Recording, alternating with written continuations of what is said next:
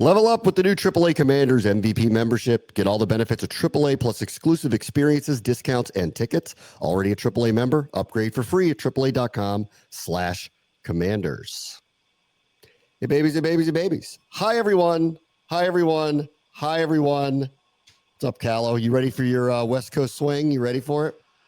As ready as I'll ever be. 3 and 4 nights at 10 o'clock are not my favorite. So, Ooh. Yeah. Ooh. At least there's no more night games for the Commanders. How about that? I mean, that's for me. I mean, we're different on that one because you're calling the game and I'm a fan, so I don't really care. And I actually, right. Yeah. Like I'm having a good time. Although I will say, the other night I was at a breaking point because the cold was just finally getting to me in overtime. Oh, really? But yeah, this I didn't think it was that bad. It's interesting. It didn't feel as cold as I thought it was going to feel. It didn't feel that bad. No, I agree. It wasn't like as terrible, but when you're out there for a while, it starts to wear on you a little bit. So like around the late fourth quarter, and that was a long game. Like not only did it go to overtime, it took a while too. It started to grind on me a little bit, but yeah, as far as it goes for tonight, 3 and 4 in the West Coast. I don't know if I've ever had that in all the years I've worked for the Caps, because then they're coming right back here. So yeah, we'll see how it goes. All right. Let me start with last night. I stopped watching once it got ridiculous, but I just really feel like I need to ask this question. Is Jackson Dart completely insane? Like, now he's on a second coach now. He's been tested for concussions 4 times and had at least one. And then he had a play last night where he just wouldn't run out of bounds, and he legally got lit up by Christian Ellis. And I don't think he's going to be playing in this league very long. And it's almost like he has a death wish watching him. And it's actually scary to watch. Like, this is a little bit of Robert, but worse. Remember, Robert wouldn't run out of bounds, wouldn't slide. Everybody was like, what are you doing? The rules are there to protect you. And he just thought he could outrun everybody because he was a track star. That's not this guy. This guy can't in his mind think that he's going to outrun everybody, but I don't understand why he doesn't protect himself. And after 4 tests for concussions, how it hasn't gotten through to him yet that this league is different than the one you were just in, and they're going to murder you. And you need to stop doing what you're doing. Yeah, and it's not like he's the biggest dude in the world to be doing this either. I don't understand how you didn't learn this from the first big one that you had that kept you out for multiple weeks and, put Jameis in there for you. I'm with you. It wasn't just that it was one time either. He did it 3 or 4 times last night where he really put himself in harm's way. The one that I actually cringed at the most is where he dove head first. I think that one was in the second half. He did one of those, and I was kind of asking the same question. I know they don't have a ton of weapons right now. I know he's trying to make things happen, but man, like, keep your career on track, man. Like, you don't have to be a hero in that type of game.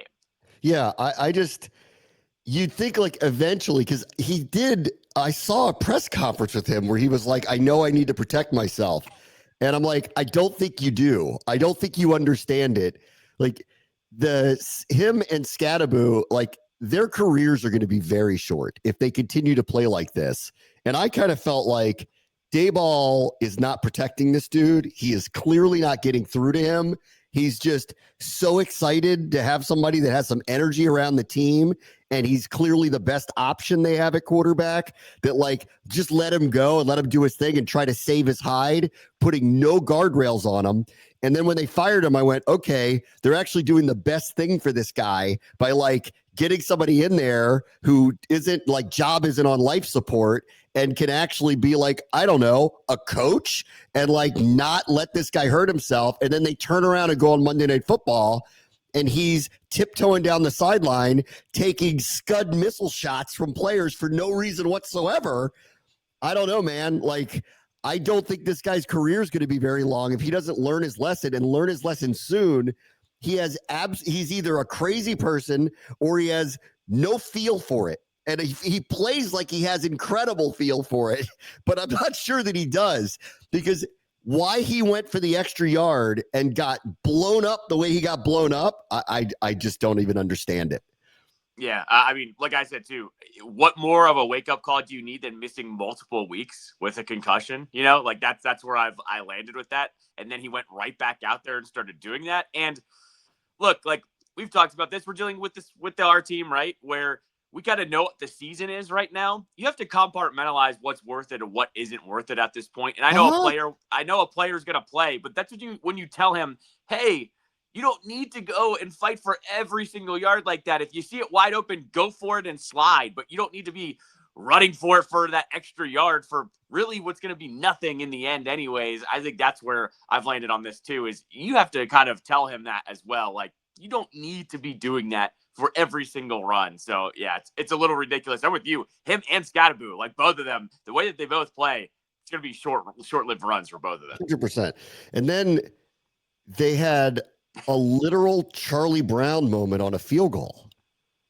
Like, they fired their coach, and listen, this is not an indictment of Kafka, I don't think, but like that team went full embarrassment mode last night, which like this is the part of when I hear people say about the Commanders, like, you should just pack it in, don't play your players.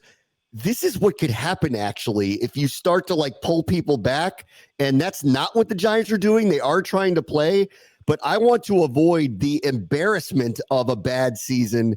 And I have never seen that before. I don't know what happened. I've never seen that before. And I'm hoping that we're doing a little bit of a rebuild here, and we're going to show you what we thought we could be. And that carries just a touch of momentum into, all right, we're good here. Let's just let's get over the mistakes that were made. Let's regroup. We'll be fine next. Let's get our quarterback healthy. Let's be fine. And we'll be fine next year. These guys, this is a teardown. I'm sorry, but like watching them, and they have no semblance of anything looking right, even though on one side of the ball, they have the types of players that it should be. I don't know, man. Like, I don't know how they're not ripping the whole thing apart and pulling it down to the studs and starting over again. This is just a generic thing, but I think it applies here. The downfall of good kickers needs to be studied. Somebody needs to do a book on kickers that are good, and then they don't just fall off. They do crazy things like this. Like, Koo was a really good kicker at one point, a Pro Bowl level kicker, and then he's now on the Giants and his foot goes into the dirt. I've never seen that happen.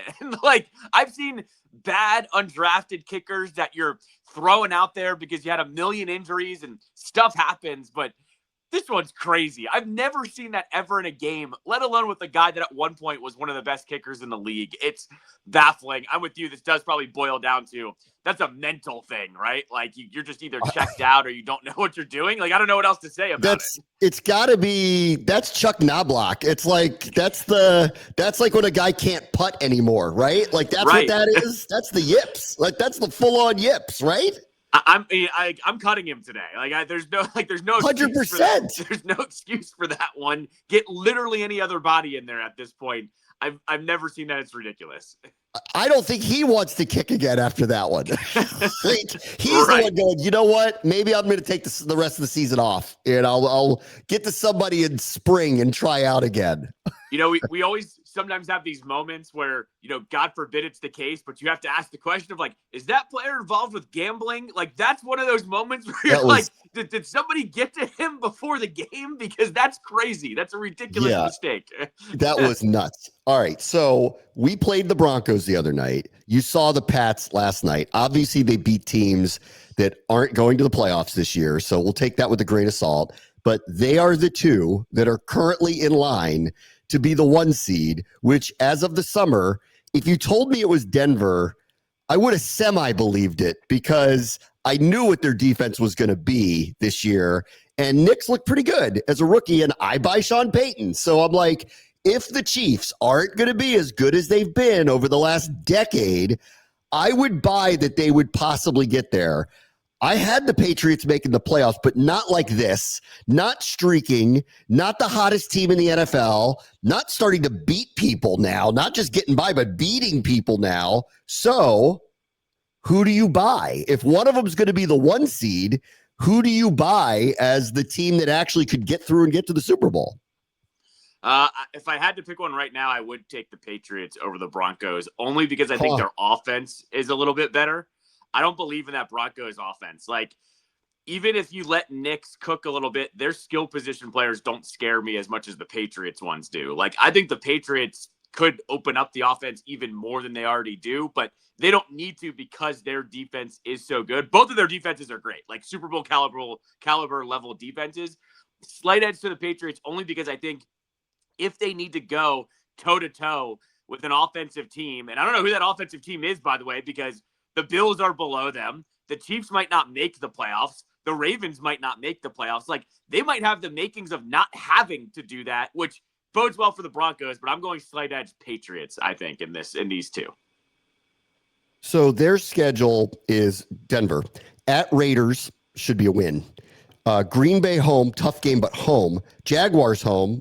Feels like tough game home because they might be in line for the playoffs of their division at Kansas City. So I don't know if the Chiefs will be buried by that point, but they can bury them at that point if they beat them then. And then Chargers at home, which feels like is heading towards a flex because that may be for the division, if not for playoff seeding. So we'll see. That's not easy. Assuming a win here over the Raiders, that's not easy, but it's they can navigate it, especially if Kansas City kind of has to win out from here. And if they don't, by the time they play them in a few weeks, well, they may be out of it by then, and it may be a totally different situation. So Denver's schedule is not easy for sure, but Denver's schedule to me feels manageable. The Patriots schedule is, well, this is huge this week. Bills at Ravens, that's going to be one where they're going to have to win.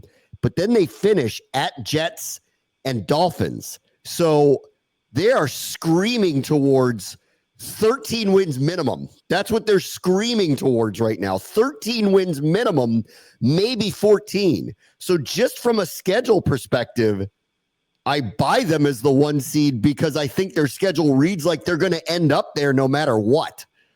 The thing is, that's funny too. The hardest game on that schedule is the Bills game, and they could lose it and they're still fine. Like, that's how they're like, they've built up such a good lead, and that first win against them really put the padding on. But then the Bills started to win loss over the last month or so. They're fine if they lose that game. That's the craziest part about it too. And I have faith that they'll beat the rest of the opponents even if they don't beat the Bills. Yes. And that's me just saying that they could beat the Bills. So they obviously have already done that. Nobody from the AFC South can get to a number like that. Nobody from the AFC West, I don't think, can, except for Denver. They're the only ones that could. Denver and the Chargers have to play each other, so they're going to knock each other off. It's always going to knock somebody off. Like, the Bills, I don't look like they're about to go on some crazy run here. Like, they honestly could lose this game, and it may not matter. I think they're going to end up minimum 13 and probably 14. They're going to be the 1 seed. I don't know that I buy them as a Super Bowl team, but they are who they are, playing up there in the winter. I don't know. Is this Vrabel when he was a 1 seed with Tannehill? No, I think it's a higher end quarterback. But in year 1 with a group to get them to the Super Bowl, that's hard to believe. Still, no Baltimore in the playoffs possibility. Maybe they'll make it as they may win that division. No Kansas City in the playoffs. No Cincinnati in the playoffs. You don't have to worry about anybody like that making it. I don't know. I think it's going to depend who they play. Like, who is their first opponent after they get a bye? That's what's going to matter here. Are they playing Jacksonville, or did they get unlucky and they get Baltimore? I think that's what's going to matter here. But, I mean, like, ask that question overall. Let me just ask a broader question to you, especially with the teams you just named. Who is the best offense out of everyone that you just named? Like, no one has an offense that jumps out at you that is incredible. Like, they should be able to kind of handle whoever they play, honestly. This is one of the strangest years. I got to talk to Tony Dungy before the game, the other night for NBC. He was on the field, and we did an interview for our pregame show. And I said, who do you buy? And he said, there are no super teams this year. And he said, this is the year. Just get in the playoffs. If you just get in the playoffs, you've got a shot with everybody else. This is as wide open as I can remember it, because if they're the 1 seed, then anything can possibly happen. I would have bought they're going to make the playoffs. In fact, I projected it. I'm like, they're probably a second place team in that division. That's probably good enough to make the playoffs. Good on them. I never saw this. This is like surpassing what we did a year ago. They're going to end up with 14 wins this year. And yet at the same time, I just have a hard time picturing them in year one with this new coach and year two with May being a Super Bowl team. I have a hard time picturing that.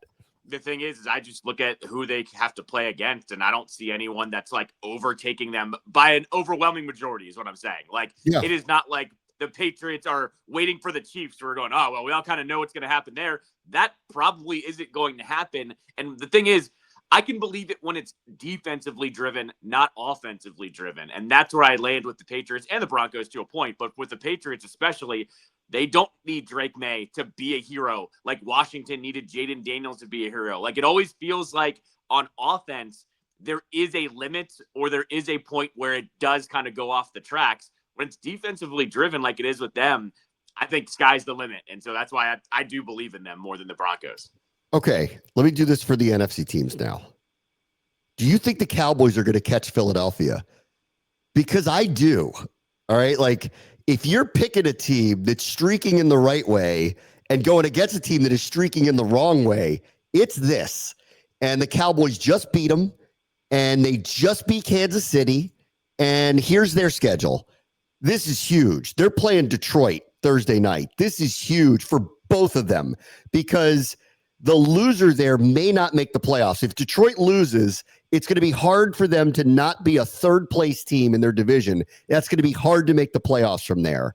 If Dallas loses, they just probably won't get enough wins by the end of the season to actually make the playoffs. And it will allow Philadelphia to kind of sneak in if they don't get their you-know-what straight as the division winner. After that, they play the Vikings at home, which feels like a very different game than it was earlier in the season because the Vikings have gone sideways. We don't even know who their quarterback's going to be. Then they're going to get the Chargers, but it's at home. And then they're going to finish at Washington, at Giants. So they have, if they win Thursday night, the possibility of winning 4 or 5, if not running the table down the stretch here. And if they do that, I think they're going to catch and pass Philadelphia and make the playoffs. No, I buy the Cowboys as a legitimate contender right now, mainly because what has been consistent throughout this entire season with them, their offense has been fine. Their offense has been putting up points since week 1, essentially. And now what's settled in, their defense. Like, getting Quinnen Williams did make a difference. Their defense is now shutting teams down. They shut Philly out in the second half of that game against them, came up with big stops against Kansas City, put them away at the end of that game. I buy the Cowboys for the same reason I buy the Patriots. It's their defense that has stepped up and made them into a much better opponent here. So I absolutely think they're going to catch Philly, and mainly because we've seen this happen with Philly now. Philly, there seems to be a crossroads at some point in their season where they decide we're going to be a contender or we're all going to start bickering and fighting with each other. And I think we're at the point where they're all bickering and fighting with each other because they're losing their minds after that loss to the Bears last week. So they go to the Chargers next, which is a huge game for both teams, obviously. If the Chargers want to keep pace with Denver, they have to win this. It is on the road. The Chargers have... I think it's going to matter. Herbert's saying he's going to play with a broken wrist. If he doesn't, I don't know how Philly doesn't win that game. If he does, we'll just have to see. Then they're going to turn around and play the Raiders at home. They cannot lose that game. They must win that game. That has to happen.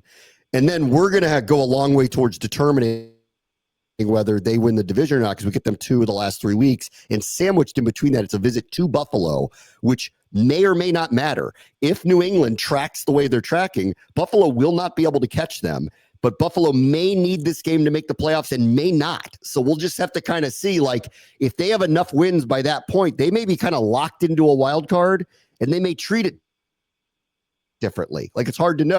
I've always said this a million times. It's not who you play, it's when you play them. Trust me, Philadelphia wanted to play Washington 4 weeks ago and probably not in 3 weeks, especially if everybody's going to come back and they're playing as competitive as they are. And it's important to them to go and try to get wins against division teams. One of those 2 could go our way. But we, and that Raiders game, if they can pull all 3 of those off, they're going to win the division. If they can't, if they somehow blow it to the Raiders or somehow blow it in the first game and it's here against us, that's where I think the pathway is for Dallas. Yeah, no, I agree with you on that. But with Philly, what sucks is, as you just mentioned, it's not who you play, it's when you play them. I wouldn't want to play Washington 2 out of 3 games if I'm Philly, especially with the way this team likes to get up for that team, right? That's right. All of a sudden, you get a desperate Washington team that's going, we've settled in here. Go, bring it on. Let's bring it on. Let's see how you do down here. I wouldn't want to play us if I was Philly. And I still think Philly's going to be favored in both of those games. But the way Philly has struggled and the way Washington is kind of back on track here, you don't want to play a divisional opponent 2 times in that time frame. Listen, that's never a good formula. This is potentially setting up for the last game of the season, which won't matter in general, I think, but a chance for Washington to knock Philly out of either winning the division or potentially, I think they have too many wins to get knocked out of the playoffs, but like to knock them out of the playoffs, there will be juice on that. And if Washington shows up and plays their guys, which I think they will, watch out. All right, last one on this. Do you buy the Bears? Do you buy the Bears? I think, and I believe in this because I saw it last year with us, I didn't think our roster was ready for what we ended up doing. And I look at the Bears and I go, I feel the same way here, that I don't feel like they're ready to do what they're doing, albeit I love their receiving core. I love their tight end now. I love this tight end that they got. I think Caleb's kind of turned the corner. And I think defensively, they should be better than what they are. But I can't, and I'm not trying to be a hater because I know like they tried to hate us all last year, and I'm not trying to be that way. I don't buy them in the same way that I would say I just have such a hard time seeing, even if New England's a 1 seed, them actually getting to the Super Bowl. I can't envision the Bears, who have a shot at the 1 seed now, have a full-on shot at it. Even if they got that, I cannot picture them this year making the Super Bowl. The thing is, this is the chaos year, right? So you need somebody to win the 1 seed. If they happen to be it, I buy Ben Johnson. I don't know if I buy the rest of the team. That's where I'm kind of landing at this, because I also was buying into Caleb probably halfway through the year, and his numbers aren't crazy. No. I've watched him too, and he's not like lighting the world up either. Ben Johnson has figured out how to kind of channel Caleb to be good enough. That's where I've landed here with them. And their defense, same thing, should be better, but is good enough. I am buying Ben Johnson. I don't know if I'm buying the Bears team is kind of where I've landed with them. And look, and this season, well, like we've just talked about, that might be good enough. That literally might be good enough to win a couple of playoff games. And so at the same time, do I buy the whole team? No, but I do buy Ben Johnson because he's really good at decision-making and keeping his players in check. I'm just so much more inclined to believe like the Niners or the Rams, who've kind of been there, done that, would beat them in the playoffs. And in the same way with the Patriots, I would go, I'm just more inclined, even with Baltimore looking really wonky, them or the Bills in the playoffs, I think might be a different story. So we'll just kind of have to see. All right, let me take a quick break. Bram watch the show. He's at 6:30, the Sports Capital. Commanders fans, your fandom just got an upgrade. Introducing the AAA Commanders MVP membership, where real fans get real perks and the same trusted AAA membership benefits. The new AAA Commanders membership provides the chance to win game tickets, access to VIP events and experiences, 15% off at the Commanders online pro shop, while providing peace of mind for Commanders fans on the road. Already a AAA member? Don't sit on the sideline. Upgrade your membership or join today at AAA.com/Commanders. All right, welcome back. I do want to spend a few minutes on Lane Kiffin. And I really want to kind of spend this time, not about him and what he did and whether he should have taken the job, not taken the job. Was the money the same? Was the money not the same? Is it a bigger deal to coach at LSU these days than it is at Ole Miss? Like, I don't care. Like, I think more than anything, what is just a shame, and this has now happened a couple of times, okay, is that the coach is being forced into a position of making a choice like this at this point in time in the season, which is good for nobody other than the petty people who don't mind derailing Ole Miss. It's like a kill 2 birds with 1 stone for LSU. We're going to take your coach, and you're not going to win a national championship. How you like me now? And I don't get why the NCAA has allowed a couple of things to happen here that are absurd. There's no gentleman's agreement on the portal, and there's no gentleman's agreement on these types of hires. Why they cannot put in these contracts, you cannot speak to anybody else, period, until after the season is over, is crazy to me. And I don't understand why nobody sees it that way, and how this is, I guess it's good for Paul and Stephen A. and people like us to use this to talk about it. But how in the world it is so childish and it is so ridiculous that they even allow this to happen. And I'm not like, I don't blame Kiffin for being in the middle of this is when you negotiate this. This shouldn't be the negotiating period. This is nuts that they even let this happen. They need some kind of guardrail to be in place that you cannot talk to other head coaches unless their season is over, or Yes. two, after the playoffs is done. Like, or maybe, I guess, before the championship, because who's really going to lose their championship, coach, right? Like, I think that's probably realistic thinking there. But they need to do this. And then if there is some kind of evidence that teams are talking or schools are talking to coaches, massive fines are handed out, or they have some kind of guardrails that are placed up for them if they do it. It's ridiculous because it's upending an entire program that's had one of their best seasons in like 50 years at this point. That's where I feel bad. I feel bad for Ole Miss mostly in this because they've had a magical season. And granted, Kiffin has given them some of their best seasons over the last 5, 6, 7 years, or 5 years, I guess he's been there. 5 years that they've had since, I think 1970 is what somebody pointed out. And now all of a sudden that's overshadowing what's happening with them. And then you had Kiffin threatening the coaches that if you don't come with me now, I'm not hiring you. That's crazy. And that's full imploding the program type stuff that I actually can't stand either. Like, if you got to hire the head coach or whatever, don't implode everything on the way out. That's where I felt strongly about it.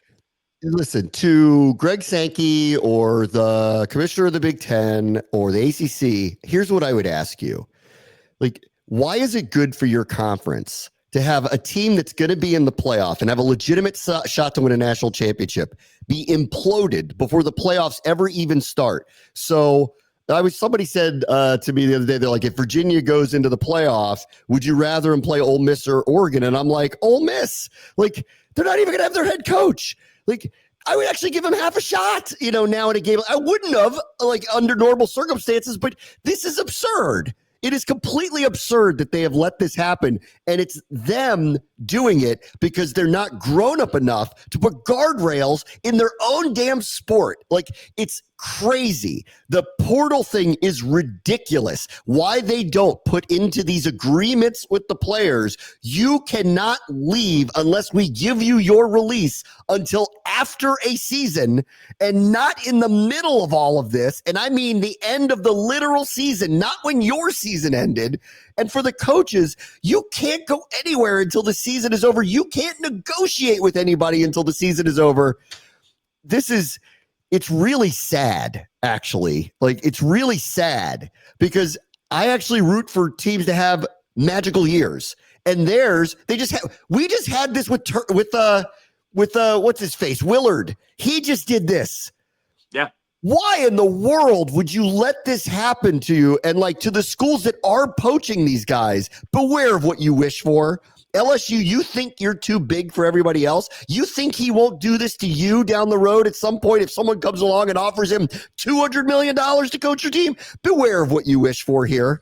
Yeah, I mean, and look, the guy that got the most smoke was that, reporter or blogger. I frankly don't remember what, he was, what organization he was with, but basically said you can't stop, and I won't use the word, stop somebody from being a blank because they keep doing that type of stuff. That's right. What Kiffin's always been. I'm old enough to remember the 1 year at Tennessee, and they left him on the tarmac. Like, this guy has always been this way. He's slowly put his reputation back up. Good luck with that. Like, I good luck with all of that. It's the same thing with guys like Willard too. The guys that do that, they never stop doing it. So have fun with that. You reap what you sow. But I also just hate that on the way out of all of this, it's ruining a magical season. And look, being close to it with what happened with Maryland last year, it just sucks for everybody involved. It sucks for the fans. It sucks for the players. It sucks for the coaches. And that's where they need some guardrails put up. All right, real quick, 30 seconds. What do you got tonight? Caps and Kings. Kings, one of the best teams in the league. Caps kind of, got away with one on Sunday afternoon against the Islanders. That was just an ugly game. They got away with that one. First game of a West Coast road trip. Kings win tonight. I think the Caps have been almost like too hot here. They probably lose tonight, and then we'll see what happens the rest of the road trip. You're not doing cap tangibles? I thought you would do Never. Never done cap tangibles. Never, ever. I call it like I see it with them. All right, everybody. We'll talk to you tomorrow. Bram wants to show ESPN 630, the Sports Capital. And for you all on YouTube, Hail Nation, take your fandom up a notch. Check out the new AAA Commanders MVP membership. Y'all get the reliable AAA benefits like 24/7 roadside assistance, plus exciting Hail Nation extras like opportunities to win game tickets, attend exclusive events, and 15% off the online pro shop. Already a AAA member? No problem. You can upgrade for free. Head to AAA.com/Commanders to upgrade or join today and become a true Commanders MVP and Hail Nation member.